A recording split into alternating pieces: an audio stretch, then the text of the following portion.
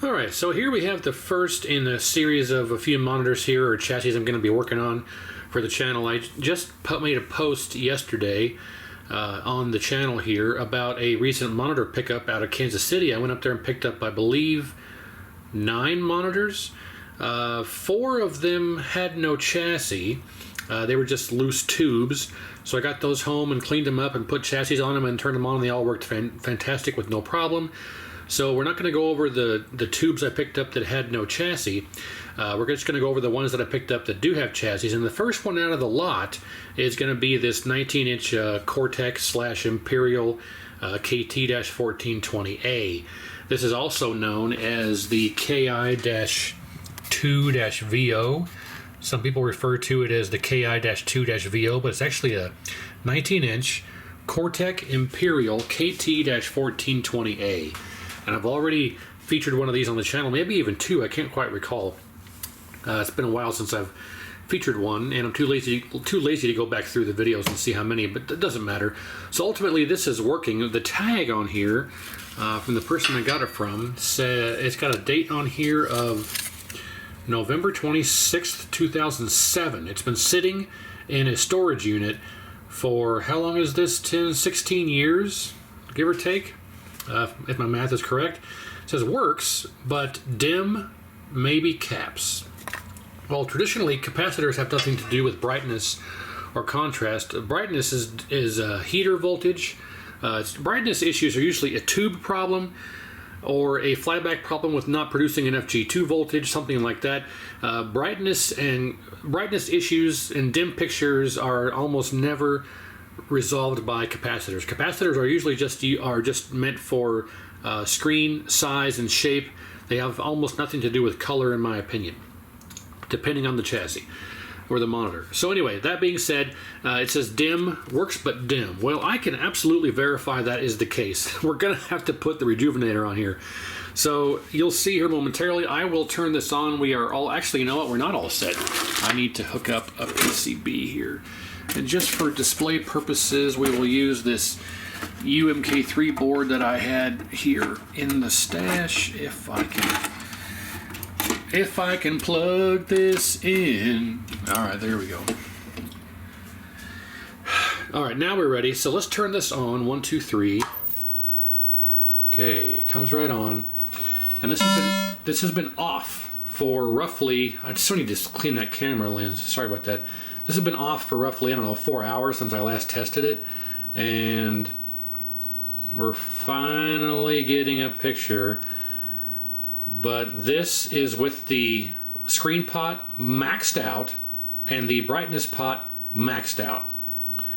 This is the limit of the brightness that we can get on this tube. If we showcase this here, I will show you that our flyback is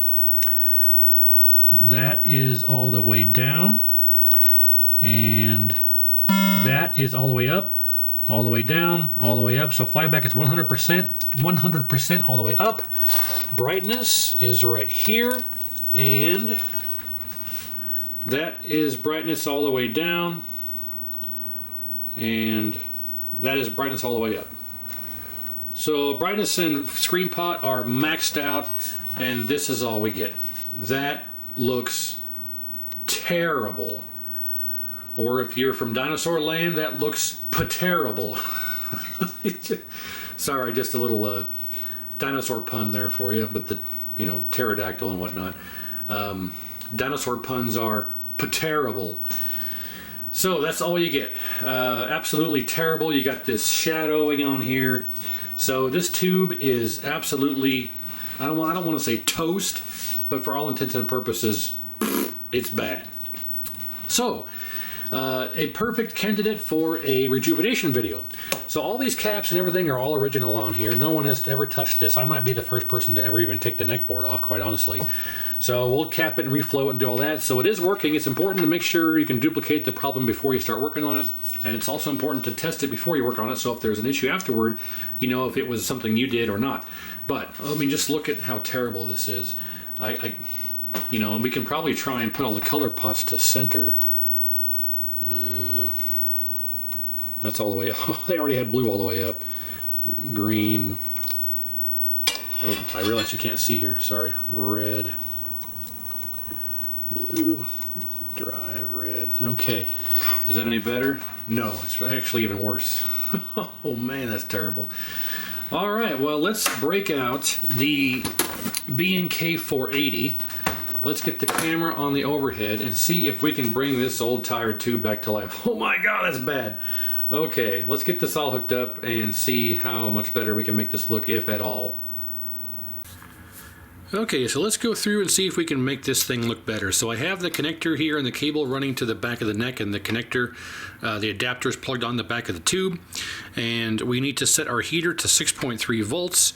So the first step is to make sure your dial is set properly. So we're between 4 to 7 volts for the heater. So we'll go to set heater, and we want to be at 6.3. But you can see we're a little low. We're only about 5 volts. So we turn this up. And the highest that I can get is only about 5.5 volts, or actually about 5.5. So let's go to the next, let's turn this down a bit, and we'll go to the next one, next setting. And there is our 6.3, dead on perfect. So 6.3 volts for our heater, HTR, right where it needs to be. Next, we're going to go to our leakage. We don't want to see this needle go anywhere above 0 for the heater leakage or our G1 leakage. Good. So heater and G1 leakage are good. If we ever see that go up, then that's not a good thing.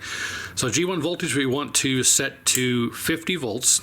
So G1, these settings here are pretty much optimal for any CR23 picture tube, any 6.3 volt heater, CR23 heater, 6.3 heater, CR23 adapter, CR23 neck socket. These are going to be universal settings, so please take this with a grain of salt. Always consult the manual for your Rejuvenator and do the research on your tube. But I'll say about 99% of CR23 tubes are all going to be pretty much the same settings as this. So we start with 6.3 heater. Make sure you have no G1 or heater leakage. We could go to G1 voltage. G1 is this bottom row here. Right there in the middle is 50. So we'll adjust our G1 voltage to where the line goes to 50. Right there. Okay, G2 cutoff. Make sure we're over here in red, and we'll turn this up to the first hash mark between bad and the yellow, between the red and the yellow. So the first cutoff here, we'll slowly turn this. You might hear the tube crackle a bit. Yeah. Oh, there you go. You can hear the tick, tick, ticking and the crackle. The tube over here is energizing, kind of. I don't know if you could hear that, but it's energizing. So we'll go right to the first cutoff right there.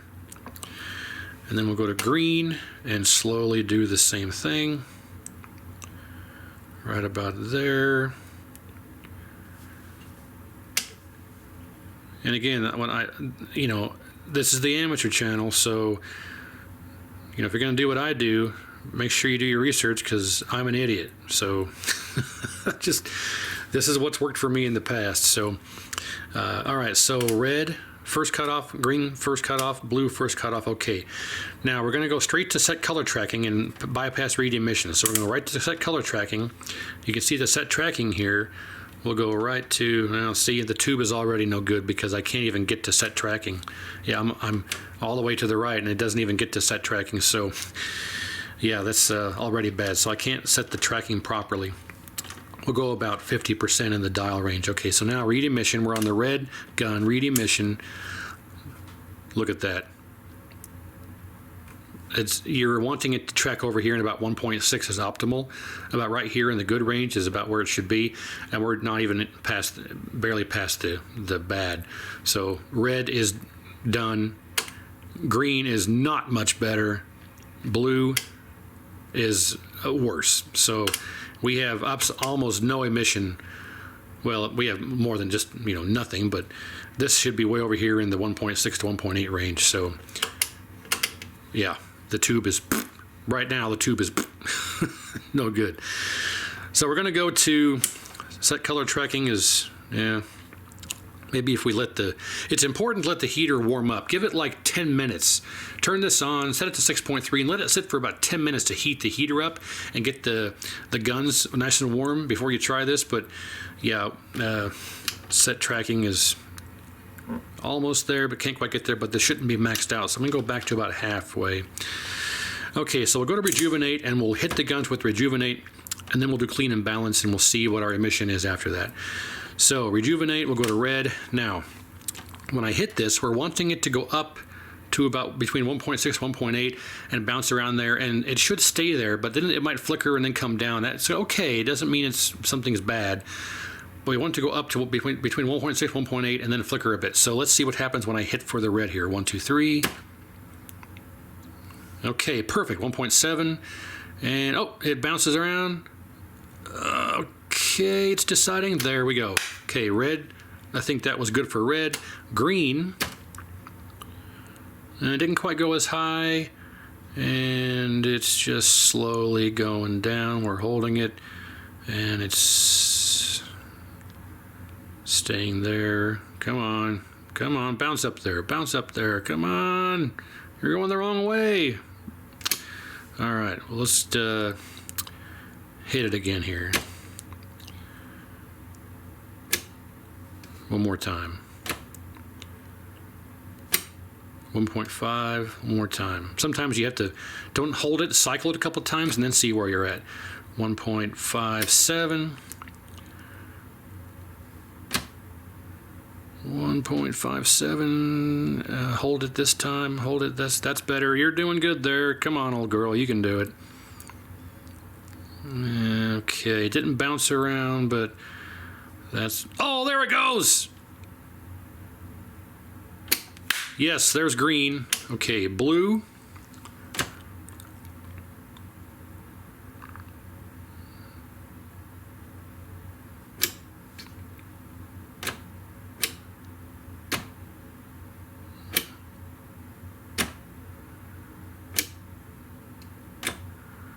Sometimes it needs a shock. So every time I'm doing this, you see it's going higher and higher. There we go. One more time. That was almost 1.6. Almost 1.6. Let's do it one more time. Yeah, it might be the limit. Let's hold it. You're my boy, blue. Don't let me down. Red and green came back. Oh, jiggled a bit there. And just because it doesn't do what you're expecting it to do doesn't necessarily mean... How do I phrase this? Just because it doesn't do what you're expecting it to do doesn't necessarily mean that it's not going to work. Sometimes the results here are a bit misleading.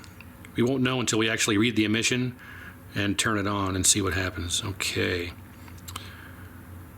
I think that might be good for blue. Oh, yes! Go down. Yes, all three. Perfect. Okay. Clean and balance. Go back to red. This should go up to about 1.0, close to it, and hang out there. It might come back down, but as long as we get to 1.0 and it stays there for a little bit, I'll be happy with that. Well, okay, a little bit of hesitation there. Green. About the same thing. Came back to life a little bit.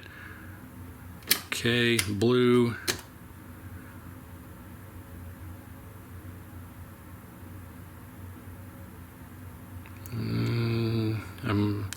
Blue's not looking good, but doesn't necessarily mean that it's not going to be good. That went pretty good. Close. That went all the way to about past 9. 0.9, I should say. Okay, that should be all right. Okay, so remove shorts just in case anything did flake off of the color guns. We want to go ahead and just hit it real quick with remove shorts. So we're on red. We'll hit that. Oh, I can hear a little tick inside the neck, so there was something in there. Nothing on green. Sometimes you'll hear a little tick inside the neck when you have a possible short that gets cleared. So now we're on blue. Okay, nothing there. So, okay. Now, read emission. We're hoping for a good reading on the emission. So right now this is still the color tracking adjustment, and you can see it's going up. But okay, we're on red. Let's go to read emission. 1.25. I'd like it to be closer to 1.6, but that's better than it was down here. Green. Okay, in the good. Blue. Slightly less, but okay. Now all three are in the good. Fantastic. So we're much better than we were. Okay, I'm going to say that that's good, so let's turn this off.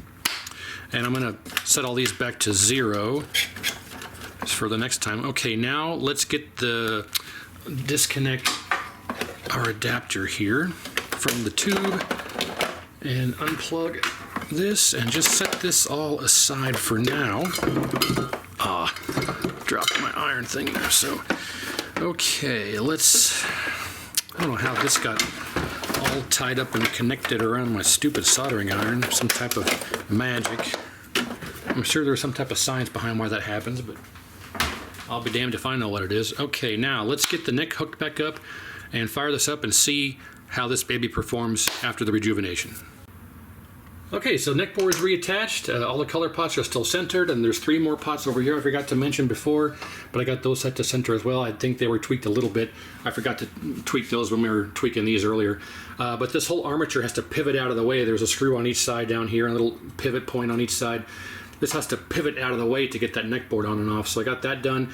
This is back together. I don't have the screws back in because it has to come apart again to get this cleaned and recapped and reflowed and all that. So. But okay, so we got all that stuff ready to go. We should be color balanced. The rejuvenator process, as far as I could tell, took. So we should have good proper color balance and white balance without having to adjust anything. We might have to tweak them a little bit, but it should be good right with everything in the middle. And it's not uncommon to see and hear, experience cracks, pops, crackles, and snaps and things from the neck, because we've rejuvenated this and brought life back into the guns, and there's some stuff that gets knocked off in that process from the guns and the vacuum in there, and sometimes it can cause cracks and pops and snaps and stuff. So we're not worried about that if it happens, unless something cracks and pops and stays on, like all red, all green, or all blue, then we're in trouble. But if it doesn't, should be okay. All right, enough dilly-dallying. Let's turn this on and see if it's back to life. I did not adjust the focus or the brightness. I think they're still maxed out.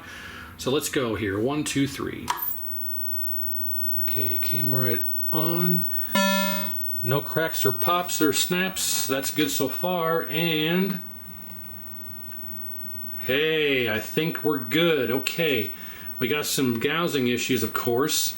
So we'll turn our brightness down all the way, and focus is, focus is 100% all the way up. So let's turn that down to right there.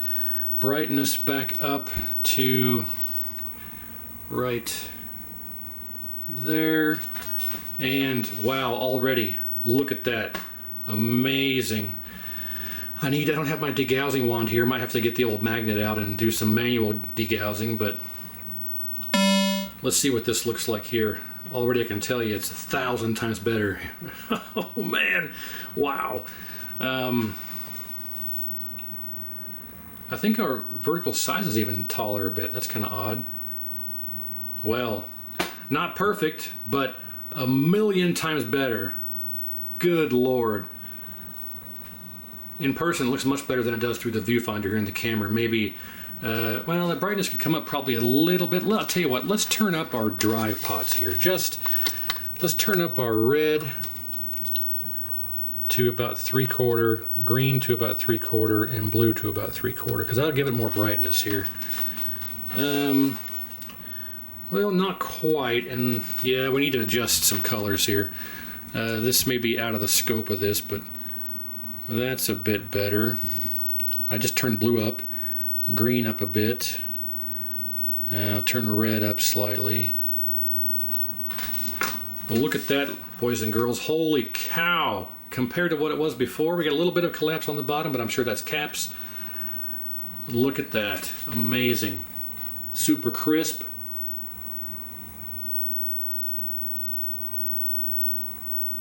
Can you believe it?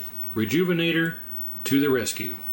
These things are worth their weight in gold. So, well, I think that might be the extent of this video. You can see the chassis is operational and works and runs, just needs some degousing, manual degousing, and it needs a clean in the cap kit and a reflow. But I already have, I think, a couple of videos on these where I go over that. But the fact that it's working, doesn't need any repair, just needs a good rebuild. I think I'll just go ahead and call this one for now. But yeah, Rejuvenation to the rescue. Beautiful results. I can't believe it. These things are just, when things go well, they go well. When they go bad, they go bad. But If anything, we're a little bit too green still. I don't drag this on. I'll adjust all that later. But see, I'll take this off, clean it, cap it, reflow it, do all the stuff that needs done that I do on all these chassis. There's not really much to go over on this. It's just a standard regular chassis. You know, I've got a bunch of other stuff to do, so stay tuned for that.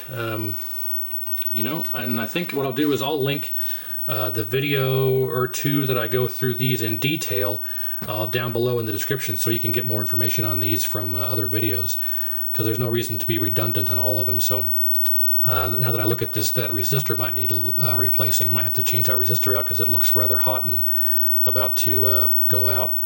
So, like it's at the end of its life. So, okay.